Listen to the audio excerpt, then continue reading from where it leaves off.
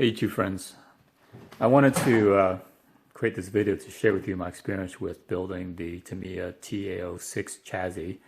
I've actually finished building the chassis months ago, but I've been putting off painting the body because I've been kind of lazy about it.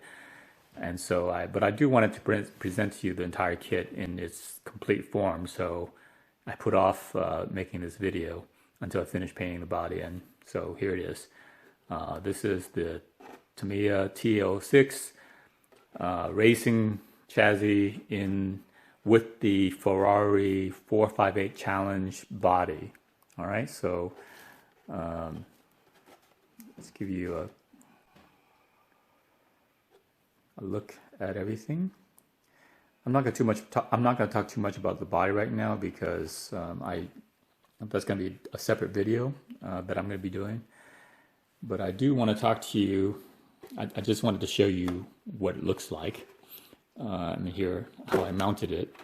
So I have it on a magnetic body mount two in the back and two in the front. So basically the magnets latch on to magnets that I have glued on to the body itself. So you know, it's something I like to do because I like to have a scale look. I hate the body posts because they look really strange, especially on such a great looking body such as this. All right. Okay, so let's talk about the good and the bad about this chassis build. All right. And let me talk about the good first because I like to be positive. And you'll see that first off, that the shocks are in line with the chassis. So this is a really good arrangement because you can have very slim or low profile bodies such as the Ferrari. You know, if you had a shock tower, like right here, the rear has shock towers. If you had the same thing up front, then you know the shock tower themselves would get in the way of the body when you mount it, or it would be kind of weird and awkward because it would be high up.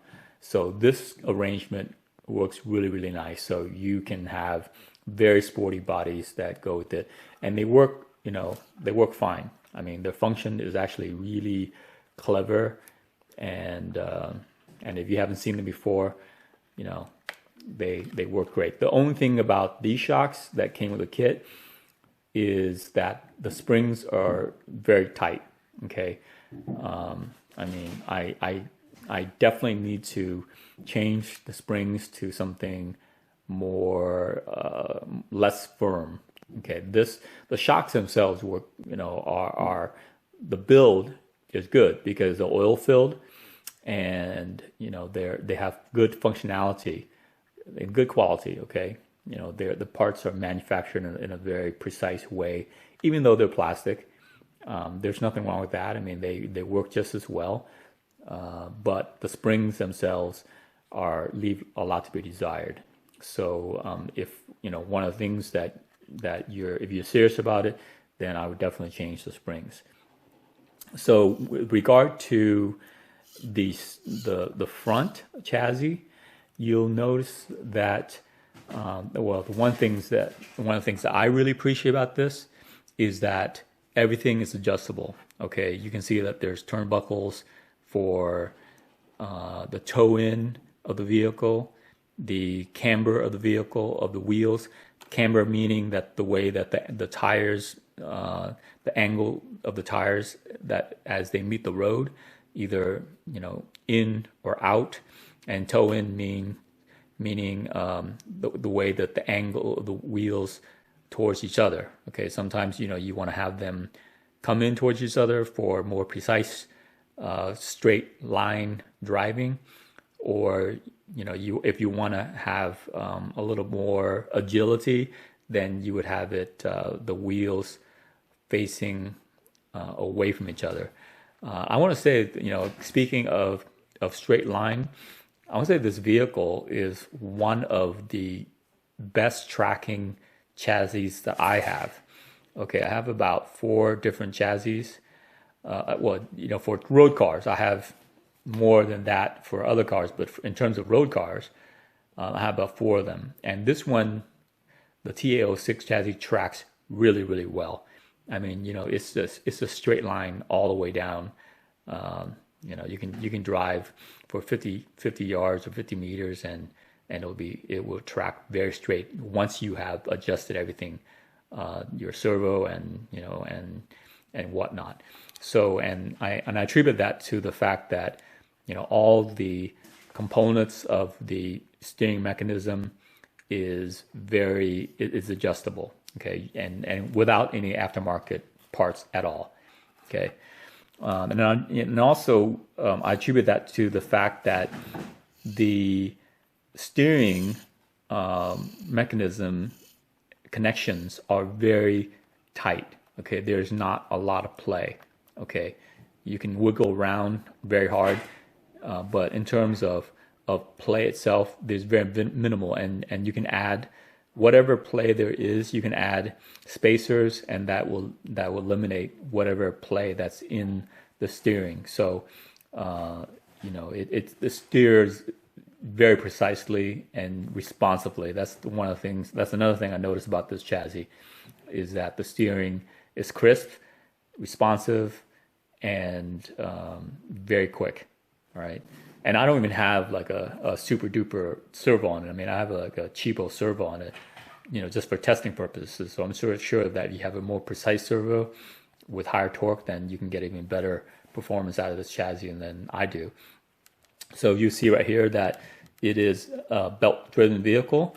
There's one main belt that connects to the front, and then another right here, another belt that drives the front wheel. Okay, so it is a 4-wheel drive vehicle, so you have excellent traction. What else do I want to talk about? The one negative, actually a couple of negatives, but the one that I don't really like is the tires. Okay, that came with the kit, and you can see that they're pretty awful. It's a very stiff and plasticky rubber, and these are not drift tires. Okay, drift tires are meant to be plasticky. In fact, most of the time they are plastic, but this one is rubber that's hard and plasticky, and I'm not very serious about driving. I'm not a racer, but even I knew enough to ditch the tires, and so I installed these ones on them, which work much better. They look better to me, and the rubber is more grippy and definitely more soft, so you have better traction. So you go. You see there's not a lot of you can adjust the shocks. You can move them in different locations in the upper and upper and lower mounts, but they're not going to be taking any bigger shocks than this. Okay, just so that you know. The kit, another negative of the kit is that it does not come with any electronics whatsoever. You're not going to get a servo, you're not going to get an ESC, you're not going to get a motor, not even a cheapo can motor that Tamiya tends to include with their kits. So you have to get everything. I have right here a HPI Firebolt motor and a cheap brushed ESC just for testing purposes. Eventually, it's going to be converted to brushless, but for now, I just wanted to see how this chassis runs with this setup. All right, so stand by. I have the change video. Then I'm back. You'll notice that here's the battery, and the battery is in line with the chassis, so center line with the chassis, so that it supposedly it's meant it presents a more balanced vehicle, and I would say probably that's true, even though I haven't really done any testing. Again, I'm not a racer, so I don't really take this that seriously. But you can see the ESC is on one side, and the servo is on one side, and the battery, which is normally the heaviest part of the vehicle component, aside from the motor, is all center line. So if that's your thing, if you are very concerned about balance, which I know some people are, then that's something that is, something for you to consider. Okay, the battery mounts from underneath. You're going to have to unscrew these 4 screws at the bottom and mount the batteries.